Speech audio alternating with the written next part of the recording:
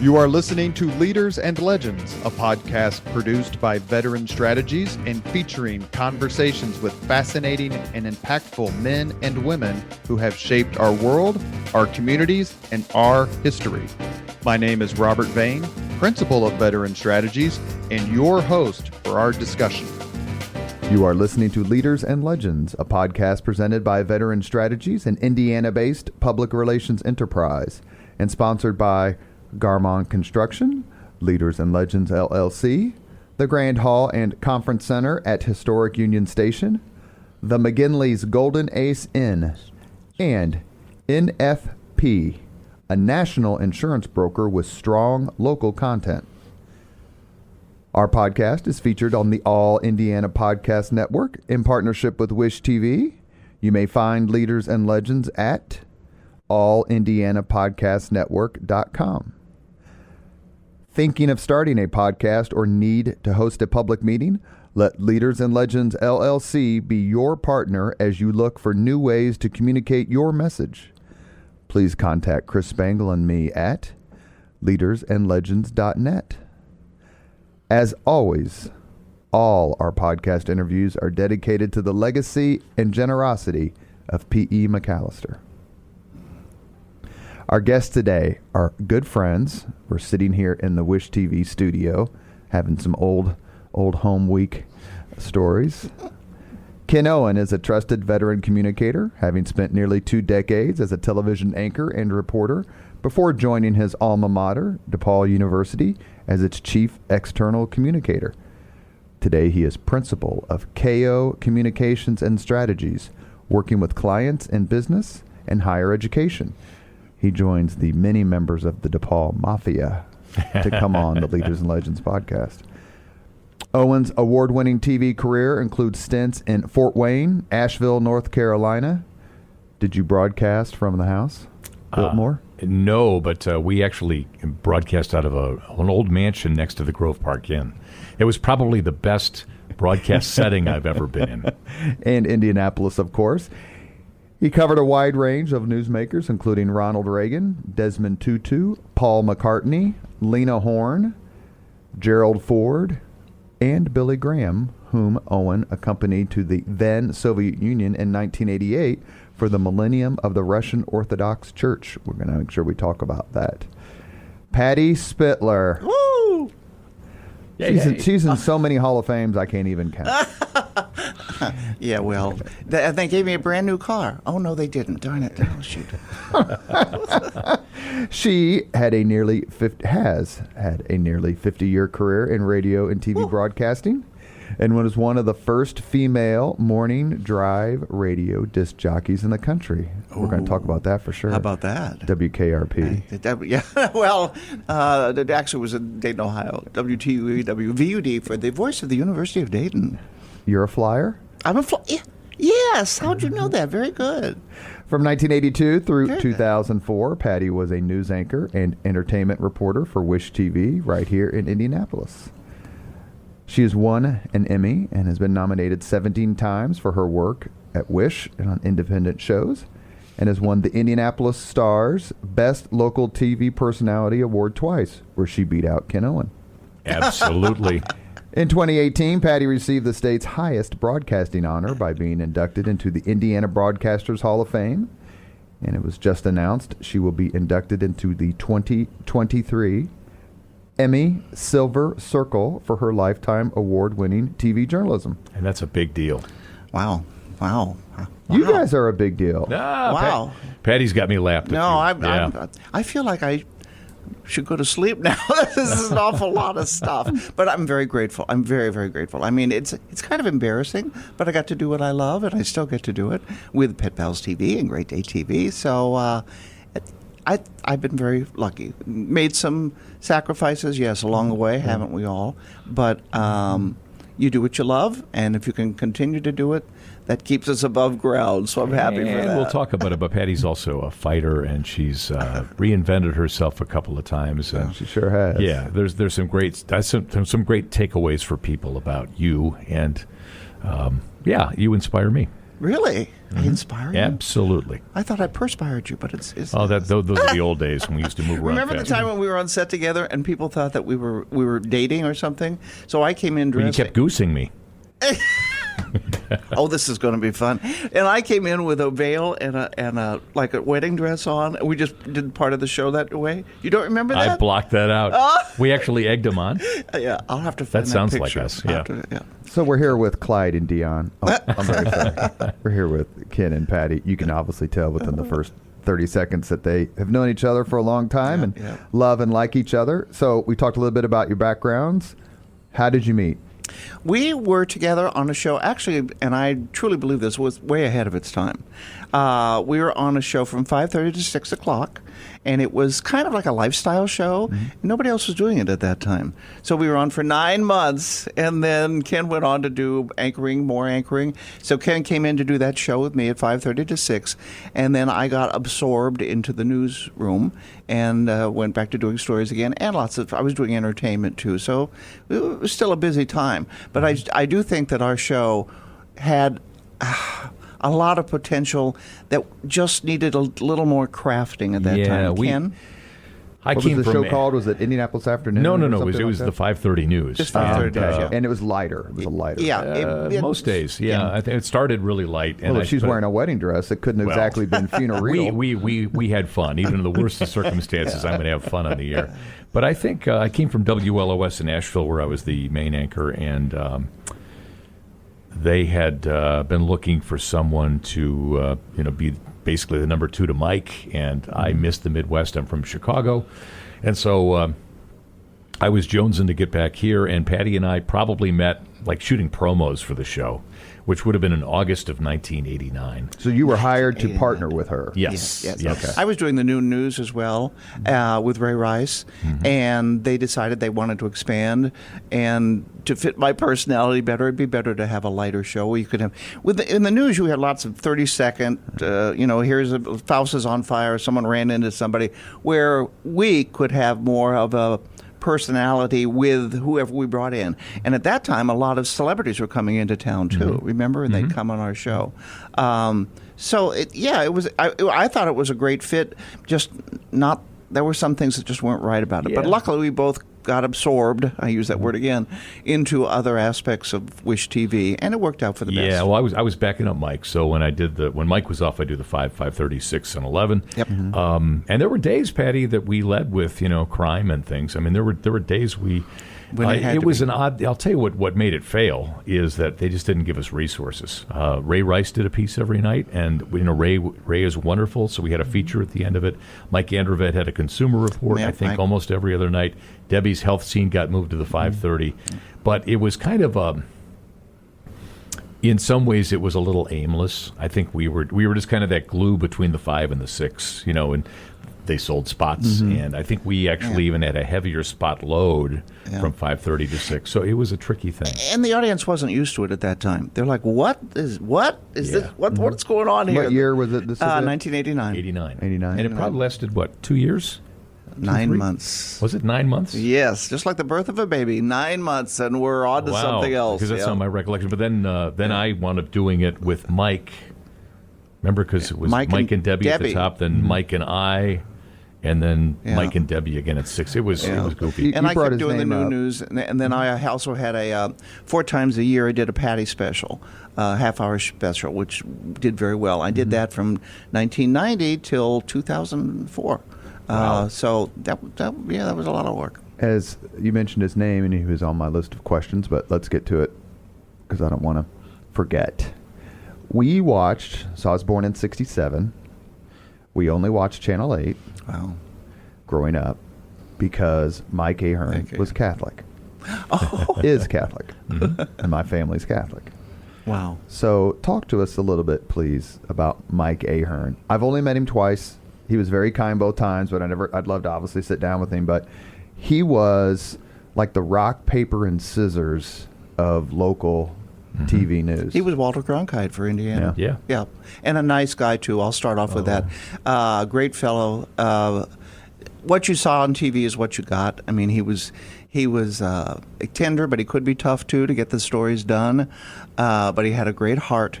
And he had a fabulous voice. You just felt comfortable watching him and felt like he was in control, but yet he wasn't pushy. So it was just, he was at the right time, at the right place. And a nice guy again. I'll end with that. Go ahead. Anchoring is a lot like quarterbacking, and Mike was very careful about when he kind of wielded his authority. He never made that authority too well known, but there were a few times I saw him, we can't cross that line, or we're not going to do that.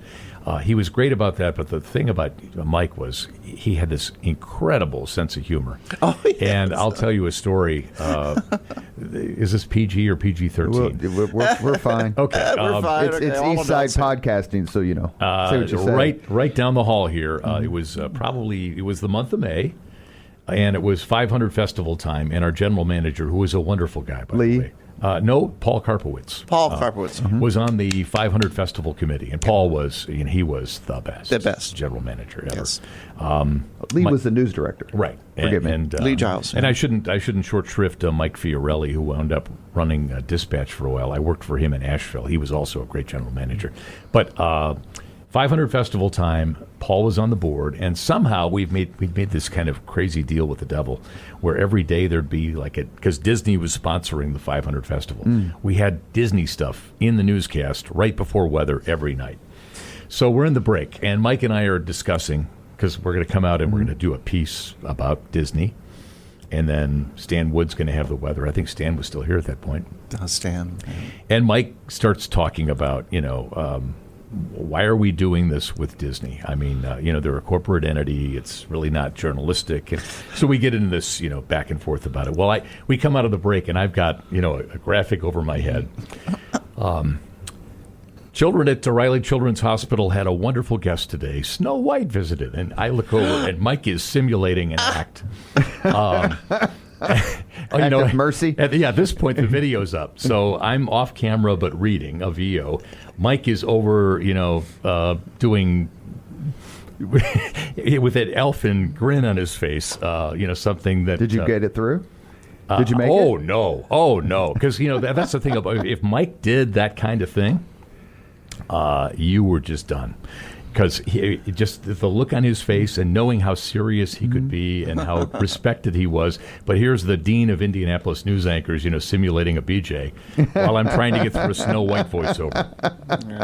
Yeah. Maybe there was a different version of Snow White that Mike saw. Might have been. But he found the humor in everything. And, there's a great story about Ray Milland, which I won't share now, but we will. I got to hear that one. I haven't heard that Ray one. Milland, film noir, Ray Milland? Yeah. Mm-hmm. Oh, great and dial in for murder. This is a really blue story. And again, Mike would tell these things during the break, and he would time them perfectly because they'd be at the end of one of those buy a record on TV things. Order two 8-tracks or cassettes, $14.99, and Mike could just be hitting the punchline, and they'd come out, and there you are on camera. He's over there, and he doesn't have to worry about it. You do, and you're the young buck, looking like you're a flake, which I did pretty well.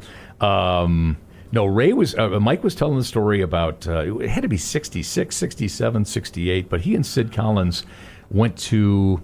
I think there was a hotel in Pennsylvania when I first came here in the 80s, early 80s, like the Stouffer, was it? Yeah, that sounds right. Right by the Federal Building. It's gone, long gone. Like the Stouffer Inn or something like that. Yeah, it was, maybe 6 stories. It wasn't a big deal. I may have it, short, or maybe it's taller than that. Mm-hmm. But Mike and Sid Collins walk in, and there at the bar is Ray Milland. The one-time Academy Award winner for The Lost Weekend. And the folks listening won't get the full... but Mike actually goes into Ray Milland mode, and he's got his hands in front of him. He's at a bar. He's just kind of mumbling to himself. And so Sid Collins, who was a big fan, walks up and says, "Ray Milland, we're so happy you're here in Indianapolis. I loved you in The Lost Weekend. I loved you in this. I loved." And Milland never looks up. He's looking down at his drink, which he's been looking down there for a long time, and he's had a few to look at. And anyway, Sid goes on for like 55 seconds, like, "This is your life. We love you. It's great you're in Indianapolis." Milland never looks up. But finally, Sid stops, and Ray says, "Where the F's the P in this town?" And you guys could fill in the blanks. But Mike used the actual words, so... And you go up to someone and hero worship them, and they give you the where the F is the P in this town. And to hear Mike Ahern blurt that out, coming out of a break was just like another time that, that's why I'm not in television anymore. Mike just made me laugh too many times on camera. Something people probably know about Mike Ahern, too, is we should have Mike here about this.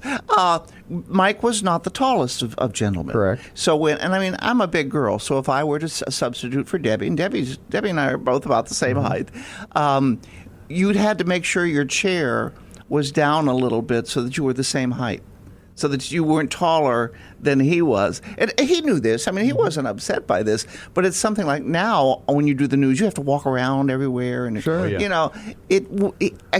wouldn't have suited him to do it now. He did it at just the right time. Well, we all did it at the right time. At the right time. We can talk about that, but journalism. It was the pinnacle of the anchor, I'm not going to say cult, but the sense that this one person is the person who will always tell me the truth, whether it was Walter Cronkite, Mike Ahern. Right. We mentioned celebrities. Of course, we can't have a podcast with Patty Spitler without mentioning she has interviewed so many celebrities, which is my transition to her book. The book. She sent me a copy. It's wonderful. I read it like in a few hours. It's good. so funny. I'm glad. Patty Spitler with Rita Rose. Yes, Rita Rose worked for the Star 43 years.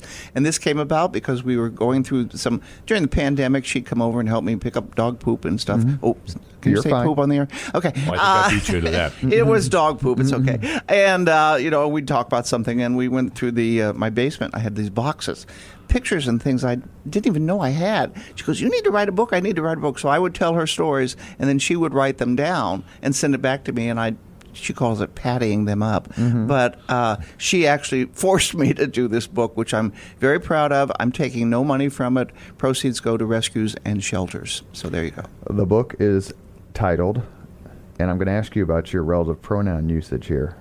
Go ahead. The dog who saved my life. Yes. Why who? Because we bantered about that, and some folks said, some of the publishers, something, you should say that. And then we kind of looked it up and decided that this dog was so much a part of my life, and it was like a human, so you can use the word who if you want to. It wasn't a that. He was a who. That was my Louie, my first Bernese Mountain Dog. I traveled so much I could not have a dog when I was working at Wish TV. I was working 7 days a week, 5 days here, on the road, catch a plane, L.A., New York, back Sunday night at midnight. Then back on the air again, 10 o'clock for a break here. So when I decided I had to quit because of hearing loss, Meniere's disease, I always say when fatal fire sounds like flat tire, it's time to get out of the news business. Because you've got to get it right the first time. Now when I do something, or if I do interviews with a celebrity, you're looking at them, it's one-on-one, but you have to take this thing out of your ear when you have hearing loss and put it, it's called an inner foldback, IFB, so you can hear the director or the producer saying, drop page 33, go over here. If you have a hearing aid in, then you can't hear Ken Owen next to you or Mike Ahern. You've got to have good hearing, and it's important if there's an accident or a shooting or something. Whereas with what I do now, I interview for a dog or something, is it Fifi or Fido? I can ask the question again. Plus, I don't have to hide it. Sure. Boy, that is amazing. And Pope Francis says dogs go to heaven. Oh, I didn't. Oh, so anyway, I got my dog Louie, went to the dog park, and for nearly 5 years, I was the dog park lady. People didn't say, aren't you Patty Spitler? Go tell me about your dog. And I realized now I was just getting myself set up for the next chapter of my life, which is when producer Jason Heath came to my back door, and I let him in, and he said, let's do a pet show. And I thought, well, okay, this will last about 6 months, because independent programming is expensive. Right. And I also have to sell for it, too, which I enjoy. Mm-hmm. And then along came, it was Boomer TV, became Great Day TV. So I'm working on two independent that are connected to Wish TV, but still we're independent broadcasting. Pet Pals TV is up in 23 markets around the country, and Great Day TV is a statewide magazine-style format. So good news I get to do. Good news. Who is your favorite TV or movie dog? Oh, gosh. Wow, that's interesting. Movie dog. Well, I remember David Letterman always used to have the animals come on with the stupid pet tricks. That was always fun to watch. Of course, I grew up watching Lassie. I mean, Lassie was, you just sit there and cry. I realize now that a lot of the things that I liked when I was a kid, Zorro, the Lone Ranger, all these things had animals in it. And I grew up, my dad had a dog, and I grew up, I got the first cat for the family. But I grew up with a dog named Duke, and he was, at that time, everybody had collies. He was a collie. So my parents loved Duke, I think, more than me. They'd feed us both milk bones. So I got a picture of that. And then before that, though, real quickly, I don't remember him very well, but my dad had a dog. It was a chow chow named Sonny. And we lived next to, in Dayton, Ohio, my grandmother lived on one side, my dad's mom. And then we lived next door. And that time, you didn't have fences. You let the dogs out, and they'd go out. And she'd go out and call for Sonny. And she'd go, Sonny, come here, you son of a bee, because he would only respond that breed, now that I know more about it, chow chows tend to respond to one person better. He was my dad's dog. My dad never had a leash. He just walked and the dogs followed him. Clem was tough. Ken, do you have a favorite TV or movie dog? Or animal? I've never pondered such a thing. I mean, I love animals. These are tough questions, you know. You got a kitty cat now. I got a kitty cat, and I've had cats and dogs, and I found what I thought was a baby squirrel in my garage writhing around last weekend. It turned out it was do you see okay? I think it's still around, but it turns out it might have been a baby mouse. I took it to a wildlife rescue person, and I'm like feeding this thing with a bottle with a nipple on the end of it. And after you spend a weekend nursing a mouse back to health, I mean, I go out and buy mouse traps. What the heck am I doing? Moron. I love that. You mentioned talks about some Channel 8 folks, since so many of us grew up with them. I actually remember Jim Wilson when he did the sports.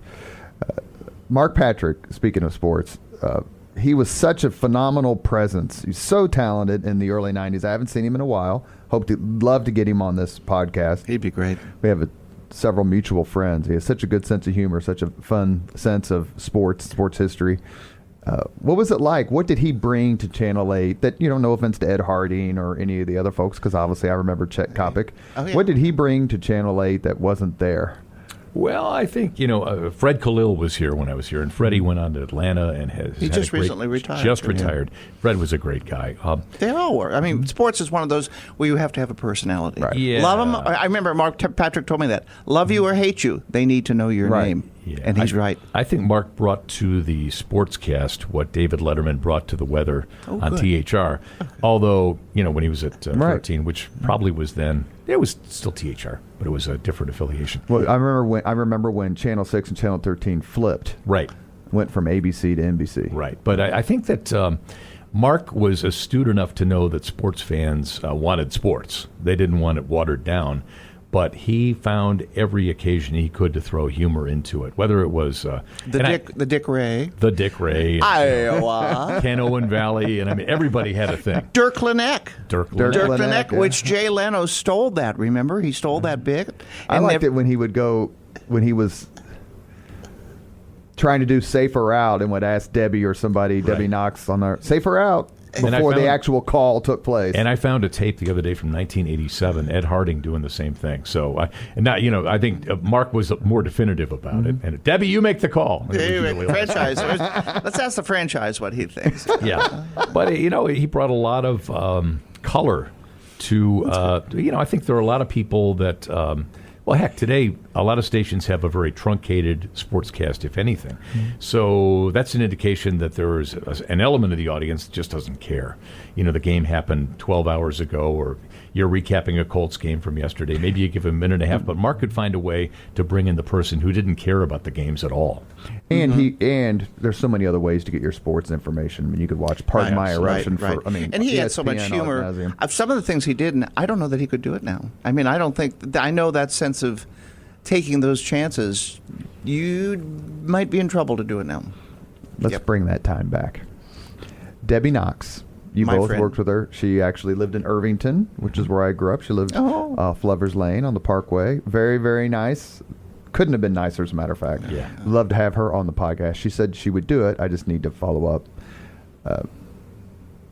What was that like? Because, you're trying to pair, and that's at the time where, correct me if I'm wrong, there just weren't a lot of male-female pairings in the news business. Yep.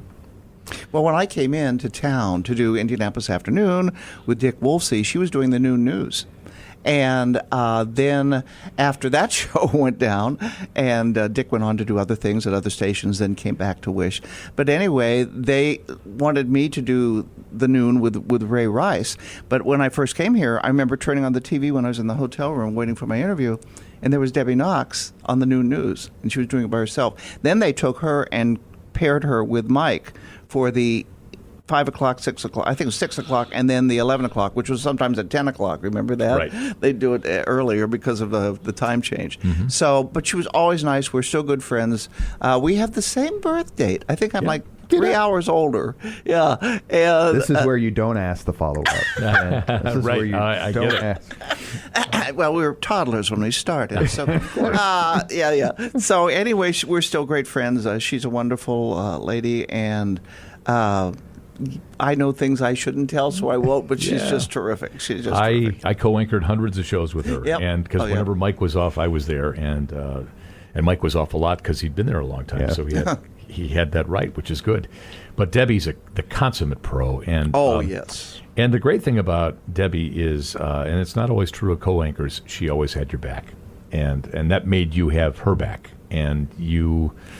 Yeah, you really felt like you had an ally and someone that you could laugh with and joke with, but she always brought her A game. Here's what we're hearing, all of us, and hopefully you at home. We had a family. It wasn't, as you know, broadcasting can be pretty rough, and people are vying to move up or move on. And I give a lot of credit to that to the Lee Giles, too, our news director. Yeah. He treated us all like family. We may have had some personal problems, we may have gone through something, but he kept us all together. And for that reason, we appreciated each other. We loved each other, and it was, for me, it was a family. So he was right.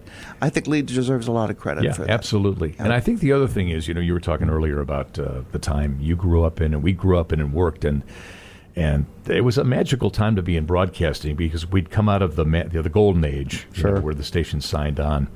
But we'd not yet, until Patty and I started that show, gotten to a point where there was the oversaturation of news. And what we had back then was there was appointment television. The news came on at 6 o'clock. You watched it. It was over by 6:30. You got your news. Yep. Maybe you stuck around for Walter Cronkite. But the day went on. And now, of course, it's wall to wall. Yeah. It's everywhere. It's on cable. It's on the internet. It's on the local stations have it hours and hours and hours. And how do the kids get their news? Here, let's pick up Right. TikTok.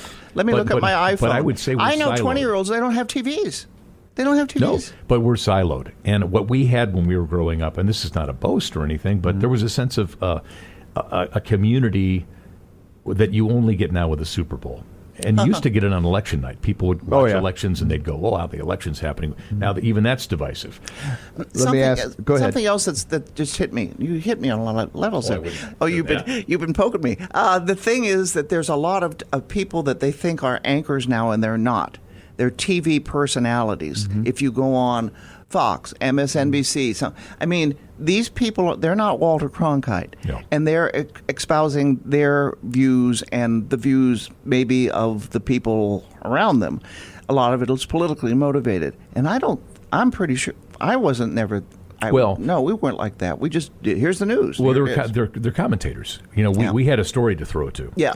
And the world would be a better place if all the cable networks went back to straight news. And by that I say, the president today had a news conference to talk about the war in wherever it is, and boom, go to the story. But unfortunately, it's a world of talking heads. And if you're watching, one brand of television, you get three guys from the left and one guy from the right, and the guys from the left always win. Flip it around on Fox News, and that's not informing anyone. That's basically reinforcing opinions. It's you may already reinforcing hold. the view of the person who's watching. And you can find something out there for everybody. It doesn't matter what your leaning is. But we all need facts. We all need to know what's happening on the ground. Yeah. Were you conscious of and I know the answer is yes, but I'm going to ask it so I could get a story or two. But conscious of the competition among stations? Forget Channel 4, God love them. But Doug, trying to think of the Doug anchor. Rafferty. Yes, Yeah. think of the anchor's name. He passed away a couple of years ago. Oh, that's Very a shame. sadly, Man, yeah. Channel 4 was such a big part of your growing up in Oh, yeah. Indianapolis. Oh, yeah. Anyway, Yeah. but among 6, 13, and 8, 13 always back then kind of seemed to be the third station, no offense. Mm-hmm. And you had Howard Caldwell, and then Okay. and then Legend. Channel 6, Hal, high school graduate, by the way. Oh. Great man.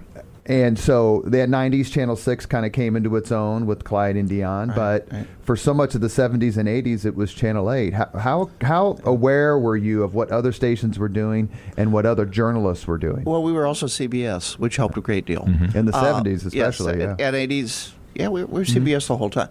But we were pretty much number one, or at least the news was. The late news. Yeah. Yeah. So it wasn't until the 90s that we lapped Yeah. Channel 6 at 5 and 6. And that was largely because we had really bad lead-ins. We had, the real stories of the Highway Patrol. I mean, these really third-rate reality shows. Yeah. That, and the demographics were not good. There were no women watching. But Interesting. what would happen is every quarter, because I'd read that wall like a Bible every morning, we'd pick up every quarter hour. So people would gravitate toward us. But we definitely had, and Clyde and Dion are two of my best friends these days. We were competitors for years. We worked together for Wonderful. Like 18 months. They're so wonderful. Great people. But yeah. we really wanted to kick their fannies. And the noon news, which I was on, we had double digits. It's number one. And why is that? Well, yes, we had wonderful people. You're gonna rest Come working on it. down. But we also had The Price is Right. And then coming up, there's a soap opera after. I mean, how can you not? You can't lose back to back. Plus, it was a half an hour. Now, let's look at that. I look at some of these folks that are here now working 4 in the morning until noon. Well, they break for Lifestyle Live, and then 11 to, and then till 10, and then the midday news is 11 to 12. 8-9 hours on the air? Oh my, I'd be exhausted. I'm glad I don't have to do that And now. think of the viewers. It's like a Turkish prison. You're strapped to a chair watching. Well, it. they don't watch the whole thing. But it is, it's unfortunately we've gone away from news by appointment, and it's now News by appointment. it's 24/7, and I think that's the culture demands that. We want to get our Well, snippet and things get off. change. Things change. You are listening to Leaders and Legends, a podcast presented by Veteran Strategies, an Indiana-based public relations enterprise, and sponsored by Garmon Construction, Leaders and Legends LLC, the Grand Hall and Conference Center at Historic Union Station, the McGinley's Golden Ace Inn, and NFP, a national insurance broker with strong local content. Our guests today are Ken Owen, Patty Spitler, who have known each other for a few years. So I come out of my sponsor break and ask the same question of everybody, at least those who I interview in the Hoosier State. Is there a Hoosier leader and or legend you particularly admire, Patty? Hoosier legend. Bill Hudnut, I thought, was a wonderful mayor who got involved with the community. And, I mean, I remember him in parades, and he'd always come up and say hello. I was the last TV person to talk to him before he passed. Went to Chevy Chase, Maryland to talk to him. And still had a great, I mean, he was solid. Did a lot for our city. I think did a lot. Go back to Mike Ahern, the anchor here. He was a great guy. I mean, you just watched him and you'd pick up things and you knew that that's the way it should be done. And Debbie Knox, too, my friend, always. She was terrific. Bill was amazing, and I sent him an email right before he died, and we had a great back and forth. He was, my first job was making $4.50 an hour at Wire Radio. I was 21 years old, right out of college. And WIRE here? WIRE, 1430 a.m. And I would go and I'd spend my days at the city-county building, and Bill really took me under his wing. And one day, we were sitting in his office, the two of us, and I'm 21, and he'd gotten some device to kind of regulate his heartbeat. And he showed me, lifted his jacket, and he said, if I turn this dial up to 8, I get a hard-on. I'll never forget it. Yeah. And he was the funniest guy. But the way he treated, almost like a son. I got a key to the city when I was like 23. I might as well have just jumped off a cliff then. Right. But those were great years. I would throw 2 other names at you. We're throwing 3 Republicans out, and there are so many other leaders. But these are guys that Bob Orr, I think, is, and John Mutz was on his team. That's an incredibly underrated period in Indiana history. I think Bob Orr was. We began the process of luring international business to Indiana and escaping the kind of Rust Belt mentality we had before. The state was not in particularly grand shape at that point, but you can see things started to turn out of that. And a Bob Orr story. So one day, again, I'm 21 years old. I'm driving to the State House to do a one-on-one with Bob Orr, who was another wonderful man. But I'm looking in my rearview mirror as I'm driving, and I have a patch of hair I missed on my face, like you do. So I thought, there's a CVS or a Revco or something right by the State House. I'll run in there before I talk to Bob, and I'll, the governor, and I'll buy myself some razors. Well, of course, I wasn't making any money, so I bought the cheap, 8-pack. It was like you got 20 razors for $1 or something. That's my silly watch. I have so many devices, and I turn two off, and one goes off. Anyway. Bob, I literally went back to my car and tried to scrape off the hairs that were there, and I whacked myself. Really I knew it. And I went in there with like a tourniquet on my face. I mean, big wad of paper towel from the State House. No. And he was so wonderfully kind to me. We did the interview, and I was holding this thing to keep the blood from. So no reaction shots that day? No, that was radio. So thank God. Oh, that's right. This whole thing started out on radio. Which is probably where I belong with my face. That's But right. the other name I would invoke is, and again, I'm these are not partisan thoughts because anybody that knows me knows that I'm pretty down the middle, and I have friends in both parties. Mitch Daniels, really, I mean, and Evan Bayh to an extent, but to just. We've been lucky with mayors of Indianapolis because none of them are partisan. And all of them are about getting the job done. And you could say, well, this guy did it better than this guy did it. But never do they get into the weeds of the, I guess I should plug the Leaders and Legends podcast by saying John Mutz came on the podcast. We've had Mitch Daniels twice. We've had Evan Bayh. Oh, good. We Yeah. did a podcast on the history, on a retrospective on the Orr years. And so I should also mention, tell me about your impressions or fond memories of working with frequent co-host Jim Shella. Jim Shella. Well, I didn't co-host with him. No, but he co-hosts my podcast Oh, when okay. I did his I thought you meant political we ones. did. He certainly knows, and he just got an award. What is it? Journalism? the Journalism Hall of Fame. Hall of Fame, Yeah. which he SPJ. deserves. 33 years covering. I mean, it's not the easiest job in the world. I don't know how he does it. And he did it. Boy, he's tough, too. He knows what he wants. He gets the story. He puts it out there. And he did it for many, many, many years. Admire him greatly. Yes, it's a relationship business when you cover the State House. And Jim Hester, who was his photographer, Right. knew everyone. And so they were able to break a lot of stories. Politicians would tell them things they wouldn't tell other people.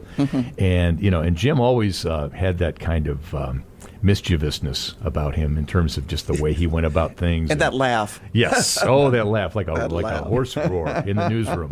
But yeah, to have Jim in your lineup is like, it's like acquiring Derek Jeter in his prime, as a free agent. And he still writes a lot for the IBJ, I think. So that's good. And it's great for, we need people like Jim Shella who can sort through things. And Jim would pick on guys and gals from both parties. It was never a partisan thing. It was just like they did this, and here's the reaction. I always say that Jim and it's so fun to be around. That's one of the reasons why I have him co-host the podcast when we do political stuff. A, it makes it more fun, and B, he knows so much more than I do. Yeah, you can't get away with it. Like, when Evan Bayh came on, I was like, Jim, you got to do this with me. And he goes, well, I'm happy to do it, but you could do it on your... And I was like, I don't really know that much. Like, I was in the Army when Evan Bayh was elected, and then I was in college when, he went out of office in 96. And so you know him so much better. And if you're not being a snot and you care about the audience, you want to bring in a Jim Shella who then says, hey, guess what? Let's talk about that one time Exactly. that I couldn't do. Yeah. Obviously. Good. And he's got a sense of an overview of a career that, any regrets about not doing this at this point. There was that moment Senator Bai when you were being considered as a front runner for the presidential nomination. That was it. I remember We talked about that, yeah. And he came to DePaul in 2006 to give the commencement address, and there was national interest because everybody thought Evan Bai could be the Democratic nominee for president. So, yeah, and Jim can understand the windows and the moments that are critical to a person's development. I just thought of something. And speaking of politics, I don't often get to do a political story, but next week I'll be going to the governor's mansion to interview Henry, the little dog, because Henry had an ailment, and Janet Holcomb is going to talk to me about what he went through and try to help other people to know what they can do for their dog. It's Mini Schnauzer is Henry, who's wonderful. So I'll get to go back to the governor's mansion to talk to Henry. Do you two? I know I'm going to guess it's not the same, but do you have a favorite Indianapolis event you covered? Ken, go ahead this time. One of the first things I did was the National Sports Festival in 1982. Mm-hmm. Yes, and I think in many ways that was when the concept of Indianapolis as the amateur sports capital of the nation, if not the world, was birthed. I think that was a seminal moment for our city. I'd have to think harder about other things, but being a very young person, 21 years old, with an audio tape recorder slung over my shoulder, and watching the spectacle, which... in hindsight, there really weren't big names involved, but it's the things that followed, all the Olympic diving trials and, the natatorium being constructed. And Pan Am Games. Pan Am Games. Pan Am Games. Oh, yeah, that was something. And that had a lot of conflict. And I've had several people, including Mark Miles, who would know, obviously, and others, say the Pan Am Games in '87 is what launched Indianapolis into a bigger place. And Bill Hudnut, again, gets a lot of credit and for the Colts coming here. Yes, obviously, all the Colts coming in '84. Yes. Yeah, I was there for the latter. I watched and interviewed that process, Bob Ursay, and saw that. Did you do the interview at the Hoosier Dome when they were announced? Were you there for the announcement? I was ceremony? not there that day, no. But pretty much everything leading up to it and around that. I was at Channel 59 at the time, if I've got that right, because Channel 59 stopped doing news in the summer of 1984. We just signed on in February. Right. We all got called in the news, the general manager's office. It was Chris Duffy, who used to be the GM at 13. He was a wonderful guy, but he started I know crying. his son. Oh, give him my best. I mean, really, Chris was another guy, ex-Marine, just a guy that was just a really true-blooded, public servant broadcaster. Yeah. But he called me in, and I was 23, anchoring the evening news in Indianapolis. Had no right doing it. I had a David Bowie Let's Dance perm. I had no clue what I was doing, and he started crying. And he said, "Ken, you're going to find another job, so we're going to let you go. We've got to let a certain number of people go. We're going to stop doing news, and you can use our mail machine, the postage machine, anytime you want. You can use the studio." I hadn't saved a whit of videotape. But that was all happening around the time. The Colts, I think, were announced in the spring of '84, if I think back. Yeah, sounds about right. March, maybe. But and I was actually with Bob Ursay, like his last public appearance, sat with him, and he, was not in good shape. But those were amazing moments when you think back to Indianapolis's reputation. Wasn't here for the Pan Am Games, watched it from afar, but it's. You don't have to explain what Indianapolis is. I think there was a time when you would travel and say, besides the Indianapolis 500, we do some other things, too. Yeah. Well, Indianapolis was what they called us then. I was just thinking about a sports thing. I have a sports story.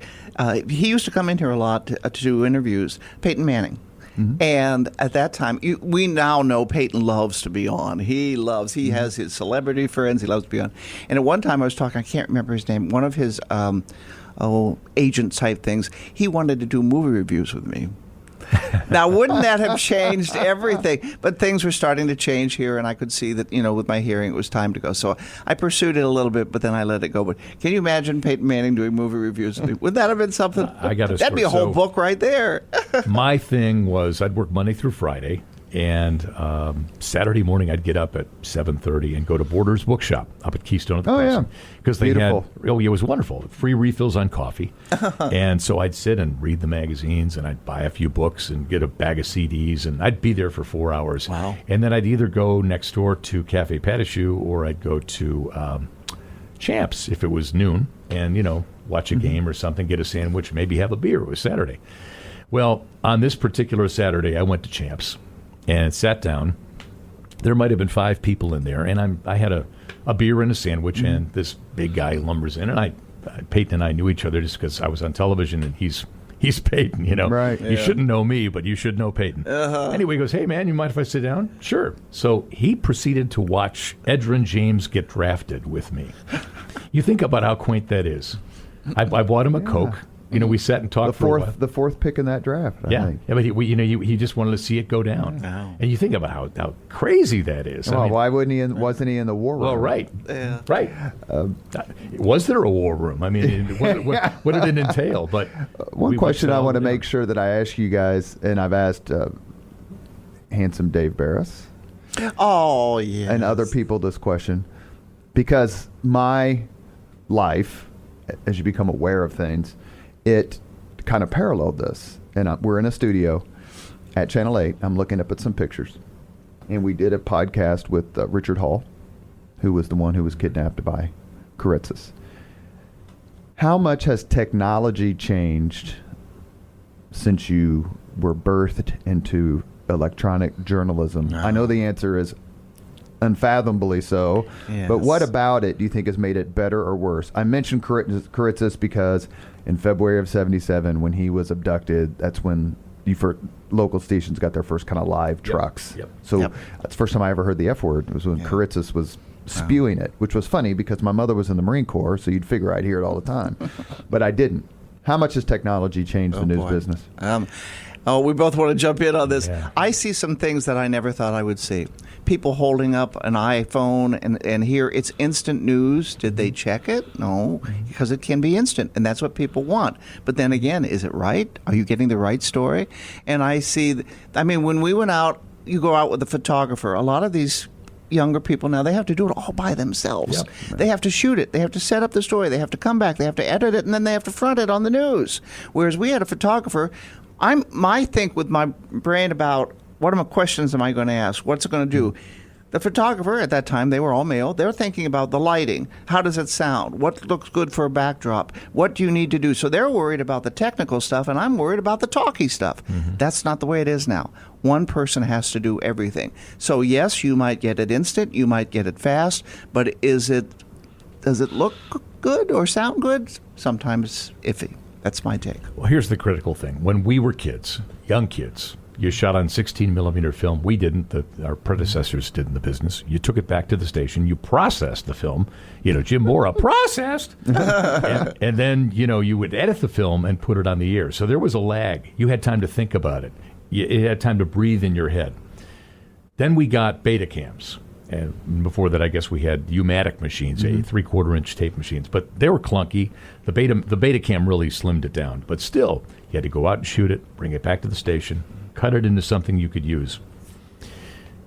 We had, I think when I got to Wish, 1, maybe 2 live trucks. They were microwave trucks. If anything was in the line of sight between the mast that went into the air and the station, you couldn't go live. So you were really careful about what you did live. You had to be judicious and say this is going to be the best live opportunity.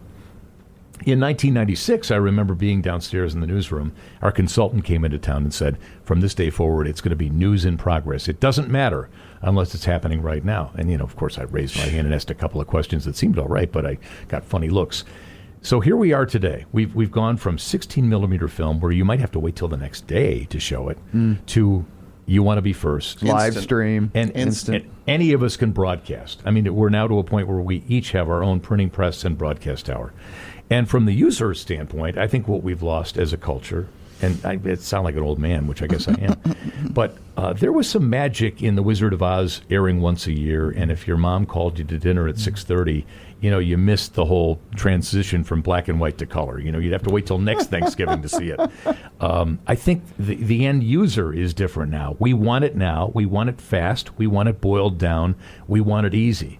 Don't waste my time. In all aspects of our life. Exactly. In all. Good point. But excellent, patience Robert. is good. Having tolerance for things, letting things play out, and not needing a quick answer.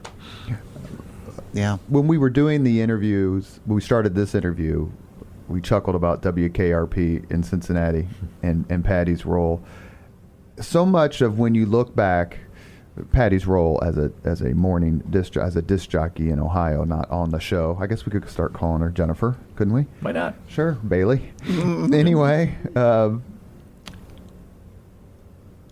when I read and watched in your Hall of Fame video about you being one of the first female disc jockeys in the country. In the morning. In the morning, yeah. right. They were putting them on. There was a Nightbird. There were several on in the evening. But morning is where, and the stations took a big chance because that's supposed to set up for the rest of the day. Yeah, but so I can't. You can't. I spent at least 30 seconds going, first in the country? Like in the morning? Have we come that far? Or and now it's unfathomable to me when you get to some of these first female or first African American, first Latino, whatever, and you're like going, the first? That wasn't that long ago. One of the first. They were, and even when you look back at the news then, they were mostly white males. Oh, yeah. I mean, and you look at the news now and it's everything. Now, that's something good that we've done. I do think, and this is just me because I have severe hearing loss, I wish some folks would work on their voices some more. It's a little, when they're going so fast, and they're going, and I realize I want to do it fast, but slow down for those of us who need it, and I use closed captioning, and get off my lawn. No, that's an old person. The articulation. It's just, you need, yes. I mean, I worked on my voice. I did theater before that in high school and college, and then college started in radio. But I worked hard to enunciate and to get the message out because it was important then. And I still think it's important now. Again, that's part of history. We lose, we want it fast, we want it, and you lose things in the process. So, Patty has written this book with Rita Rose, The Dog Who Saved My Life. There are Louis. terrific stories in it. So, here's your chance. Celebrity nice, celebrity mean. Who you got? Celebrity. Which one was nice? Nice? Like, this person was so nice. And which person was like just a complete diva or jerk? Well, which one do you want me to start with? Nice? Not so nice. What do you like? Your show. Nice, there's great. And actually, he's going to have they're going to do a documentary out on him now. Arnold Schwarzenegger was always nice.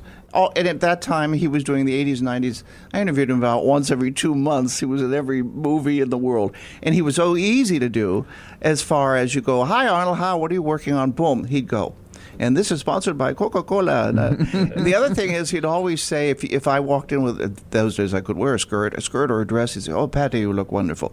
If you wore pants, he didn't say anything. He didn't say anything good, but he didn't say anything bad. But you know what? I'm not offended. That was great. And at one time, I'd lost a lot of weight, and I went over, he goes, Patty, it's so good to see you. And he bounced me on his knee.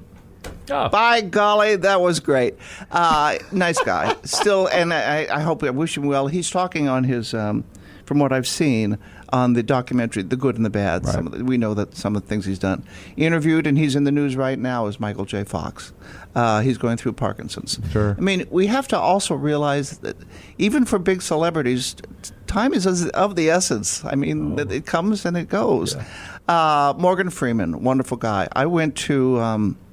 he had at that time, a restaurant in Tennessee, and I drove with Kevin Stinson, photographer. Mm-hmm. We drove all the way there. We had dinner with him, interviewed him, and I helped to convince him to come and be in 2004 he was the, what do you call it, the 500? The Grand Marshal? The lead driver. Yeah. Oh, the pace car driver. Pace car driver, yeah. Mm-hmm. So he came he's wonderful. He has one of those, I'm a big voice fan, so he's got a big voice. Oh, yeah. He's off people who are kind of, we used the word before, let's use poopy. Tommy Lee Jones and he's one of those people that you should see him and appreciate him for what he can do on the air on movies. But when you interview him, he's a little tough. You can tell when you walk in. They don't do that anymore. There's something else they don't do. You walk into a room and you could tell how the demeanor of the folks in the room. You know, how's the cameraman? How's everybody? And everybody would just be real quiet with Tommy Lee Jones. Sylvester Stallone was always great. It's funny because when he would come, at the time it was the Four Seasons in L.A., and he would come in with a whole entourage of people around him and then go up. Nice to me. And then when Arnold Schwarzenegger would come, he'd drive in, nobody with him, get out of the car, go in, and he'd shave. Speaking of shaving, with just dry shave? Just dry. Yeah. Oh, my Dangerous. gosh. Sandra Bullock's wonderful. Jamie Lee Curtis is in the news now. She was always terrific. Oscar winner. And some of these folks have lasted, and again, they go through their ups and downs just like we do. Well, I'm going to step in because I remember the story, Peter, Paul, and Mary. Remember that?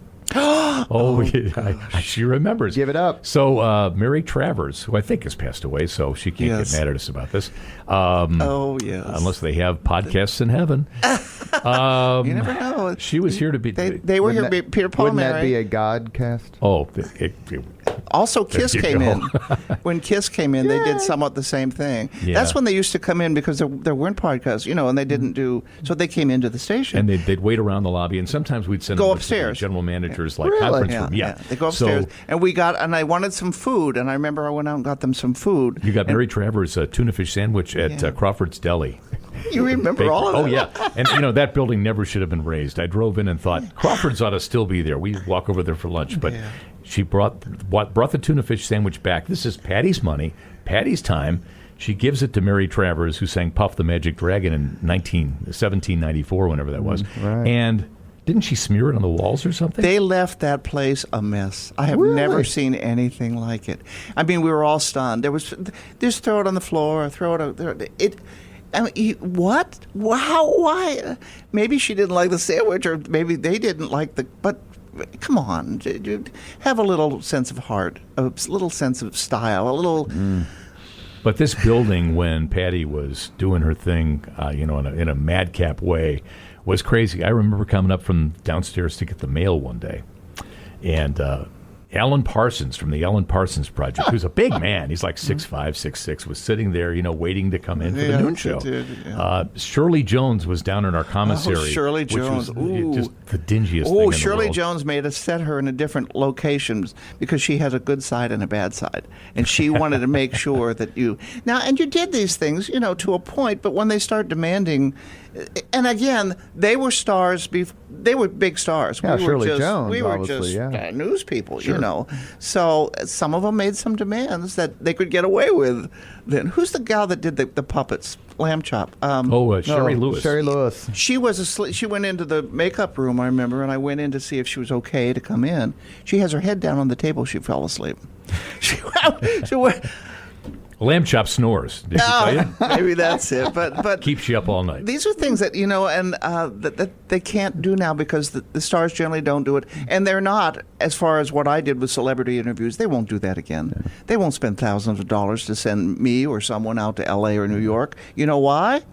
Let's Zoom. Yeah. Or the internet, Costs. social media. They don't. That's how they reach. But it's who knows not how the many. same as sitting neck and neck, toe to toe with The Rock. Yeah, we could have phoned this in, but seeing your reactions, seeing Patty's reactions, there's something about a live conversation. That's right. So Yes. when I do the podcast with folks here in the state or the city, I always try to get it in person. You can't always do it, but you try to because the interaction is so much more fun. When I Zoom folks, historians from overseas or New York or DC or whatever, then that's a completely different story. But it is more fun in person because of what you're saying. And it's interesting because I thought COVID would kill my podcast because you couldn't gather. And turns out that Zoom exponentially created opportunities for any podcast because now everyone knows how to Zoom. Yeah. Be careful though with when we talk about like some of the younger people. I know this because I work with NAMI, a National Alliance of Mental Illness, and some folks. A lot of kids, especially teenagers, are having trouble relating. They were in COVID. They couldn't go to school. Now they don't know if they want to go to school. They want to do Zoom. They want to do. So we're losing that interaction. I mean, I see you're blinking your eyes and shaking your heads. You can't see that when you're, just typing away. Mental health has become a big concern. Critical. Critical. Good. Yeah.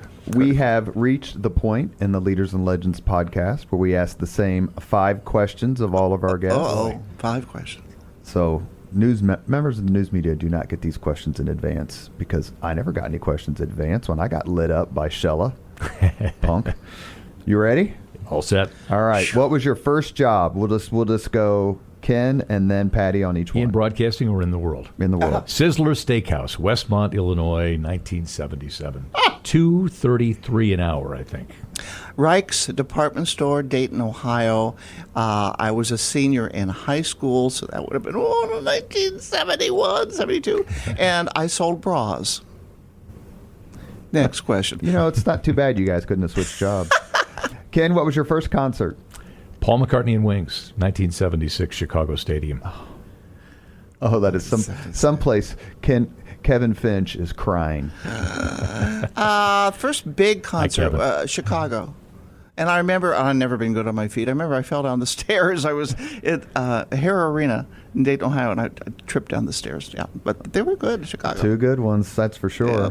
If you could suggest any book for someone to read other than The Dog Who Saved My Life by Patty Spitler, which book would you recommend? I would say The Great Gatsby. I think the older I get, there's just a lot of really poignant stuff in there about, you know, your relationship with the world, your relationship with yourself, assimilating, distancing. Jay Gatsby's a fascinating character to me. Charlotte's Web. It was one of the first books that I read. I remember crying. You're crying over a spider, but it translates and gives you empathy and sympathy for some of our smaller creatures. So there you go. Great answer. Because we're all looking to belong, is why I Right. like Gatsby, and then that's his trouble. Number 4, if you could witness any event in history, be there in person as it happens, which event would you choose? Oh, these are tough. See what I had to put up with? Oh, these are tough. Witness any event. Well, I was at Disco Demolition Night at Comiskey Park. I wish I wasn't there. You're kidding me. No, I was there. Yeah. I just read about that yesterday. There are a couple of really good documentaries out that you ought to see. Because one of them's about like the disc jockeys. Oh, yeah. Steve Dahl, who, kind of, you could say he instigated. So you were there and saw Oh, it? yeah. Well, it was 99 cents for 2 games. And the beer was like $1.25, and they'd serve like infants. So, what are you going to do? You're a 16-year-old kid. You go to look at a ball game. Do you want to choose another event?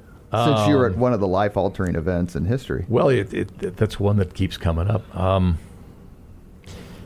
Another one I was at that I'm inverting your question, It's okay. but the Oklahoma City bombing. You went there the next day? Yes, they flew Yeah, I me remember from the you covering station, that. and I brought a couple of shirts, but Yeah. we got in, and I'll just never forget. It haunts me to this day. I probably have some. April 19th of 95? It was 95, April of 95. Because that was Richard Lugar's announcement day. That's for exactly president. right. That's exactly right. And I just will never forget these people, men, women, children, walking around the perimeter of the site with clutching photos and flowers and crying, hoping that at some point, and at this point it's been 18 hours since the building blew up, but hoping that they'd emerge from the rubble, or that someone would get some word that they heard a whimper. And it was the saddest thing in the world. I mean, and the senselessness of the act was one thing, but just to see the devastation it caused to people that had no relationship to the perpetrator and just bad luck, that haunts me to this day. Patty? Well, mine is not nearly as poignant as Ken's. I wish I could have seen them make Cleopatra. I always had one of my The big 62 version? With the one with Elizabeth Taylor and Richard Burton. Have you read the new biography of Elizabeth Taylor? No, I need to read that. I interviewed her once, but that was by satellite. And I remember at that time she wanted to talk about how she liked chicken sandwiches. And they used to make fun on Saturday Night wasn't Live. John Belushi? remember? Yeah. So, but Richard Burton was one of my first crushes. And I didn't even know what it was. And he, and then, Yul Brynner. Oh, my goodness. Oh, and Johnny Weissmuller. Johnny Weissmuller came to Dayton, Ohio when I was a kid, and they had, that was when he was older, and they were selling pools. And I was so taken aback by just seeing him in person. I had to go and and told my parents to take me home. I was so scared. Was it his loincloth? What was it? No, he was all dressed, he regular. was normal. He Okay. must have been near 70 then. I mean, he was older. But Did he bring Maureen O'Sullivan? Maureen O'Sullivan? There you go. But I remember him swinging through the trees with the monkey. And it was so I cute. will send you the podcast I did with Kate Anderson Brower. She wrote the latest biography of Elizabeth Taylor. It just came out in the last year or two. It's very, very, very good. Oh, I want to see. Lots of Richard Burton. Last question. If you could have dinner with anyone living today, 2 hours off the record just to chat, whom would you choose? Living today. And Ken cannot take Denny Sutherland to dinner. You have to choose someone else. Oh, Denny was right on the tip of my tongue. I know he was, which is why you have that caveat. This would... Todd Rundgren. Well, Todd Rundgren. I can see Todd Rundgren. That's my sister's favorite artist. We've got a long relationship. The podcast is always ready to talk. Matter of fact, Todd Rundgren was getting ready to get on a plane to fly or whatever. My brother was the captain of that plane. And they were all waiting in the airport to board, and my brother was the only guy who recognized him and went up and they had this great conversation. My brother said, Todd Rundgren was the nicest guys I've ever met. He is. Yeah. He's a terrific guy. And it's amazing. He used to have a reputation for being kind of short with people. He's so patient and so kind, and it is amazing. Here's this guy with a skunk hairdo, and he's about 6'2", walking around like Herman Munster. You'd think he'd be stopped all the time, but he's not. I would say, that answer would be different probably every 4 hours. The one that Paul McCartney is one that popped into my head. Sure. But I think, a seminal figure in our history who people don't think about. There was a great New York Times story about him maybe 3-4 years ago when his wife died. But Gary Hart, if you think back. Yeah. He ran McGovern's campaign in 1972. Yeah. And he very likely would have been our president. I mean, I think if not for his personal foibles. Put a stake out on me, guys. Well, right. But there's a lot to be learned about how the media has changed, a lot to be learned about how politics have changed. Gary Hart's politics were very unusual because he had some very liberal things, but he was also a fiscal conservative. And I think how the world would be different if we'd had his, in terms of just the candidates we're presented with. Oh, sure. Because we've become so extreme, and he was really kind of an amalgam of both parties. Who was a Democrat, but is he still with us? He's still with us, and read that Times article because it's really interesting. He's very wistful about how he let the nation down, and you could snicker about that and say no, that's self-righteous. No. But I think I think there was a moment in time there where we had the Kennedy assassination, we had Watergate. We needed some way out of the woods of cynicism. He was Mondale's worst nightmare, clearly. Oh yeah, in '84, and then Dukakis in '88. But destroyed himself. As often happens. And with something fun, The Rock, Dwayne Johnson. In fact, I interviewed him when he came out with The Scorpion King, and I always tried to stay on the Indiana time frame. So here I was in New York up at 6 o'clock in the morning after we did our interview, which was great. It was great. And it was great. And then went to go to the elevator to go down to get breakfast, and here comes The Rock. And we're in the elevator together. He goes, "Hi, how you doing?" I go, "Fine, fine." And so he remembered my name, Patty. And I said, "I'm going to breakfast. Would you like to join me?" He goes, "Oh, no, I'm going to go work out." So that's the difference between him and but a nice guy. I knew I knew he was going to be a big star. Do you know what The Rock is cooking? I remember watching him, and I'm not a big fan of watching worldwide wrestling, but I did watch him. He's done all right for himself. Yeah. He has. And I'd say, Robert, that the highlight of my life has probably been getting to know Billy Graham. I'm a guy that doesn't spend a lot of time thinking about faith. I mean, I think faith is really deeds, but Billy and I became fast friends, actually, and sitting in his backyard and talking about all things with lemonade. And did you have fun on that trip? You just reminded me that trip. I worked Soviet my Union? fanny off, and I had no idea. 10 days there with a crew of 3, so me, a producer, and a photographer, but we shot probably 85 beta tapes. We had this big crate of tapes and produced an hour-long documentary in a 5-part series. And I'm glad I was 27 then, because it required a lot of energy. But what I didn't realize was that Billy Graham, lived in our viewing area, but we were the only Western. Where did he live? Montreat, which is outside of Asheville. Oh, okay. But we were the only Western news organization allowed to go. Bill Moyers wanted to go, all these people, and they chose me because Billy watched me. And it was the sweetest thing. Oh. It was the sweetest thing. I want to say something. Thank you for this. Yeah. This is so much fun. I haven't thought about some of these things. I need to write another book now. Well, you brought do. all these memories up. No, thank you, Robert. Thank you. This was a great... Yeah, I'm exhausted. This was a lot of fun, but just took the wind out of me. Very nice.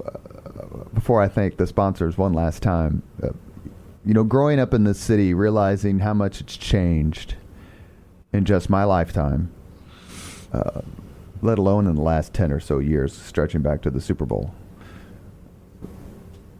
Folks like you, Ken, Clyde Dion, Rafael Sanchez, who's been on Shella, a lot of these folks, you just watch them. And one of the great things, I remember Howard Stern saying this, and I'll say it very quickly, the philosopher, of the millennium. He said he was talking to a guitar player, and he said one of the greatest benefits of fame is you get to meet your heroes. And one of the greatest benefits of doing what I do for a living, public relations or politics, is you get to meet people who you watched or read about when you were younger.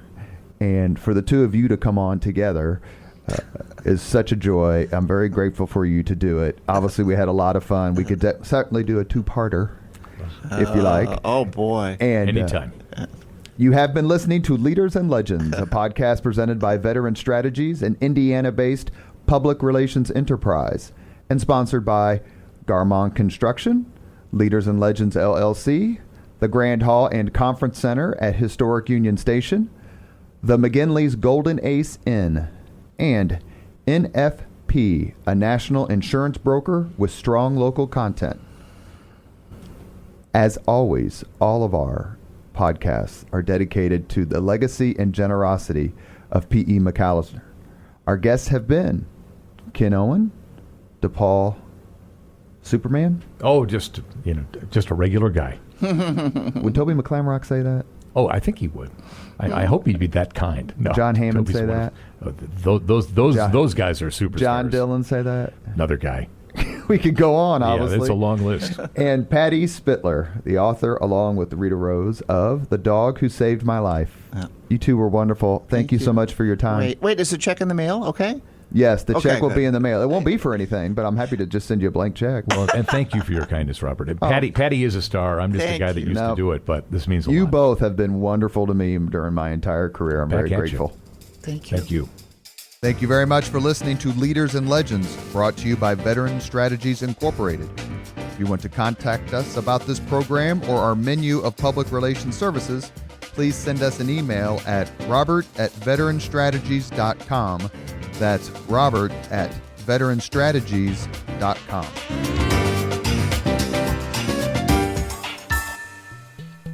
This podcast was produced and edited by Chris Spangle and Leaders and Legends LLC. If you're interested in starting a podcast or taking yours to the next level, please contact us at leadersandlegends.net.